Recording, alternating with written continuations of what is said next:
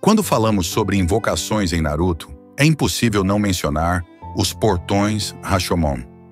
À primeira vista, eles parecem apenas estruturas gigantescas que funcionam como barreiras defensivas. Mas ao olhar mais de perto, percebemos que esse jutsu esconde uma série de mistérios e peculiaridades que o tornam uma das técnicas mais estranhas e, ao mesmo tempo, fascinantes de todo o universo da obra. Vamos começar pelo básico. Os portões Rashomon apareceram pela primeira vez no capítulo 204 do mangá de Naruto clássico, durante a luta entre Kiba e os irmãos Sakon e Ukon. Naquele momento, Kiba usava sua técnica de transformação em cão de duas cabeças e aplicava um ataque giratório extremamente potente. O golpe foi tão forte que chegou a partir os irmãos ao meio. Pressionados, Sakon e Ukon optam por utilizar sua defesa mais poderosa, os portões Rashomon. Eles então invocam um portão gigantesco de cor avermelhada, com uma face demoníaca esculpida. Esse foi o primeiro vislumbre que tivemos da técnica. Embora pareça só um portão resistente, o Rashomon é bem mais complexo. Ele é projetado para resistir a ataques frontais de altíssima intensidade, funcionando como uma verdadeira muralha viva. Inclusive, o seu design é inspirado em um portão real que existe em Kyoto, no Japão, historicamente associado a lendas envolvendo demônios, como a do Oni Ibaraki Doji. Essa referência já dá o tom misterioso da técnica. Um dos detalhes mais curiosos é que Sakon e Ukon só conseguem invocar o Rashomon juntos, enquanto ninjas de nível muito mais elevado, como Orochimaru e Hashirama Senju, conseguem fazê-lo sozinhos, e ainda em versões mais avançadas. Isso já indica que o jutsu tem uma escala de poder que varia bastante dependendo do usuário. Outro aspecto interessante é que o Rashomon não exige selos de mão para ser ativado.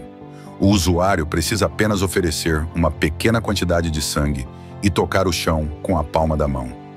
Isso o torna uma defesa extremamente eficiente em situações de emergência, especialmente contra ataques rápidos e avassaladores.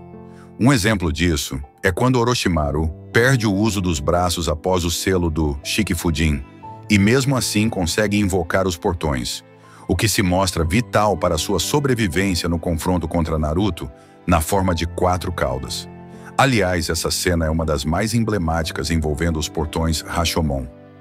Durante a luta, Naruto, tomado pela forma bestial da Kurama, com 4 caudas, prepara uma Bijudama para atacar Orochimaru. Em resposta, Orochimaru invoca não apenas um, mas 3 portões Rashomon de uma só vez, em uma das cenas mais marcantes da série. Cada um dos portões tem uma função distinta. O primeiro, vermelho, absorve o impacto direto. O segundo, verde, reduz o poder do ataque. E o terceiro, azul, dispersa a força da explosão. Apesar da Bijudama destruir todos os portões, a área atrás dele sofre bem menos danos em comparação com as laterais, mostrando o quanto foram eficazes em proteger Orochimaru. Mais adiante na obra, vemos o Hashirama Senju elevar esse jutsu a um patamar ainda mais impressionante. Durante sua lendária batalha contra Madara Uchiha, que havia combinado o Susanoo com a Kurama, Hashirama invoca um Rashomon quíntuplo, 5 portões colossais. Madara lança uma Bijudama fundida com a espada do Susanoo, um dos ataques mais destrutivos de toda a franquia. Em resposta, Hashirama posiciona os portões não para bloquear diretamente o ataque, mas para desviar sua trajetória, evitando que o impacto atinja áreas sensíveis.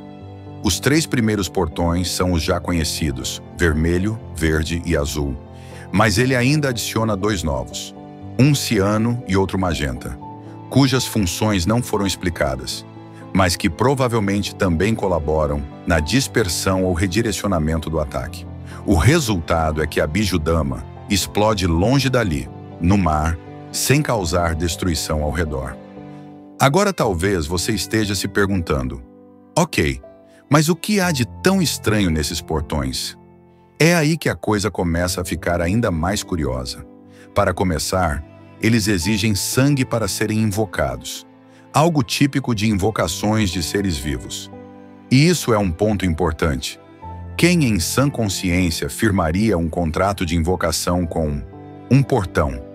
Objetos normais, como as armas que a Tenten invoca, por exemplo, ficam selados em pergaminhos e não exigem sangue.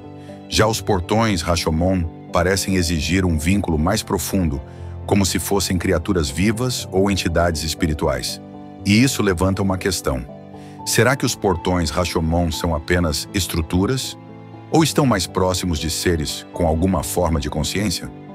Mesmo sendo imóveis e aparentemente inanimados, o fato de precisarem de sangue indica que eles seguem as mesmas regras das invocações de criaturas vivas.